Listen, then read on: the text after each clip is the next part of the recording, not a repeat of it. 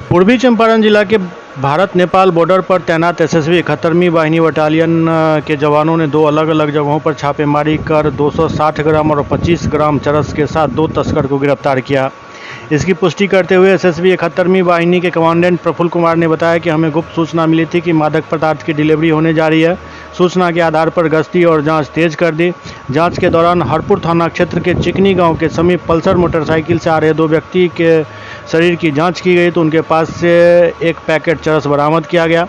दोनों तस्कर की पहचान रक्सौल के पयोवा गांव निवासी गणेश प्रसाद के बेटे सागर कुमार और हरपुर कोरिया टोला निवासी रामोध्या महतो के पुत्र अन्नू कुमार के रूप में हुई।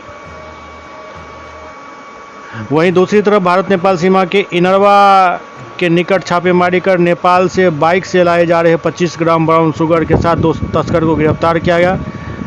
साथ ही तस्करी में प्रयुक्त हीरो स्प्लेंडर प्लस बाइक को भी जब्त किया गया। देने जा रहा हूँ बोल रहा है